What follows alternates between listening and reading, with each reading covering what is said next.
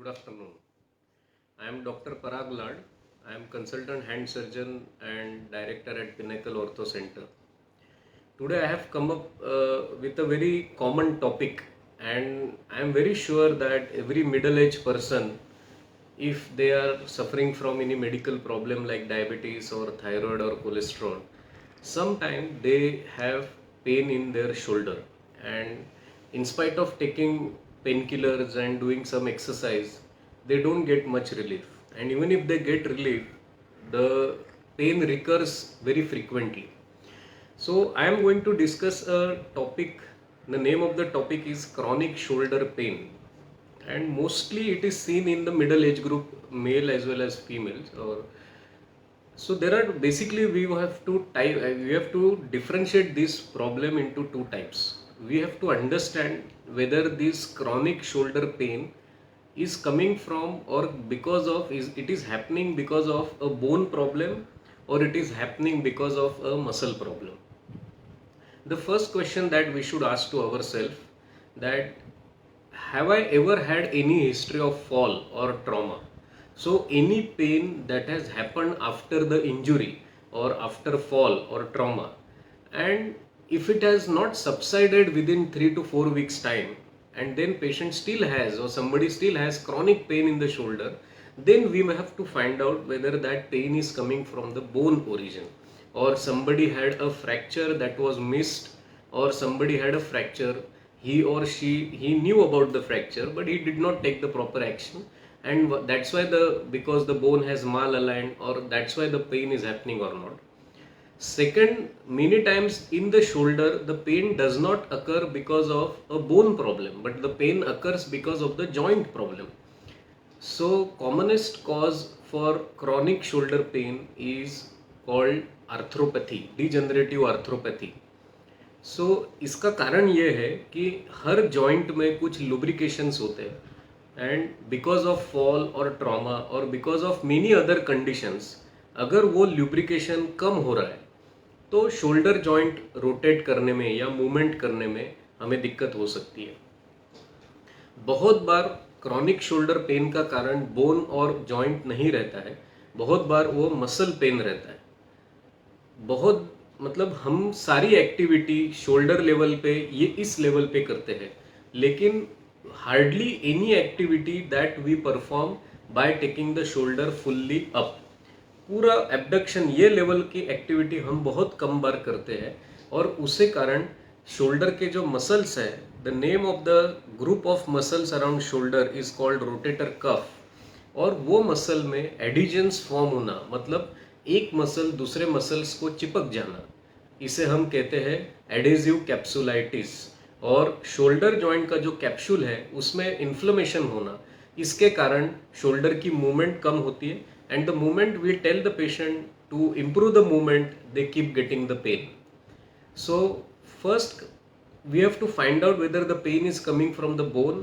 Second, we have to find out whether the pain is coming from the joint, and third, we have to find out whether the pain is coming from soft tissues like capsule around the joint or muscles around the joint. Maximum number of time, some patients they respond very well to medical therapy and physiotherapy. Physiotherapy is given in the form of local ultrasound or short wave diathermy, and if they are trained to do core strengthening exercises for the neck and shoulder, then their pain subsides significantly. As a layman, to understand whether my shoulder pain is problematic or is it going to be alright with medicines or physiotherapy, what we should test or what we examine when the patient comes to us is something called how much degree of movement is possible by patient himself. If patient is able to do active movement, if patient is able to take the hand up to 90 degrees of the shoulder, and if he doesn't drop the hand down because of pain, that means there are adhesions. The capsule around the joint is completely inflamed, and that because of adhesions he is having the pain. But sometimes when we ask the patient to abduct the shoulder, and if we support the activity, they are able to do it, but the moment we take out the support, the hand drops down. We call it as a drop arm sign. In such condition, we have to confirm whether the muscles which did not have strength or the muscle which were completely adherent, are they ruptured, and then we call it as a rotator cuff tear. So this is the very classical sign. If the pain is more than when the person is taking the hand above 90 degree, and when we release the support of the hand, and if the patient drops the hand down, then these are the two warning signal for the patients that they need some investigation to confirm our diagnosis. Now many patients tell us that they never had any history of fall, trauma or injury, but the pain just started, and they have a common diagnosis called frozen shoulder. So what is frozen shoulder? Shoulder is a shoulder joint. Frozen means the muscles which are responsible for the movement of the shoulder, they are freezed or they are adherent to each other. So there are various grades of this problem. Every shoulder pain is not frozen shoulder, and every frozen shoulder does not mean a muscular pain. So those patients who have a shoulder pain and those patients who do not have pain because of trauma, we have to find out the other causes of shoulder pain, like diabetes, rheumatoid arthritis, high uric acid level in the body, and sometimes age related changes. Some patients, they may have multiple joint pain, they may have knee pain, they may have back pain, as like as they may have a shoulder pain. So the synovial fluid, which is the lubrication fluid in the joint, gets worn off, and the joint surfaces rub against each other, and they start developing arthritis in the shoulder joint. Nowadays we are seeing many elderly age group people with more than 60-year-old, 75-year-old, 70-year-old people, they are coming with the shoulder pain, and when we take their x-rays, the x-ray shows arthritis, and the MRI shows the muscles which are responsible for lifting up of the shoulder, they completely get degenerated. So in such patients, in my opinion, when they come to us, the approach to the shoulder pain is investigate the problem and find out the medical reason behind it if there is no history of fall or trauma. If they have uncontrolled medical problem like diabetes, high blood pressure, high cholesterol, high uric acid level or rheumatoid arthritis, if we control their medical parameters, their shoulder pain definitely significantly reduces. If in spite of a good adequate control of medical problems, if still their pain does not relieve, and then we recommend them to do at least 10 to 15 sittings of physiotherapy. In physiotherapy department, we do not teach them only exercise. We have local ultrasound or shortwave diathermy machines which will release their muscle spasm, and that helps in improvement of the movement.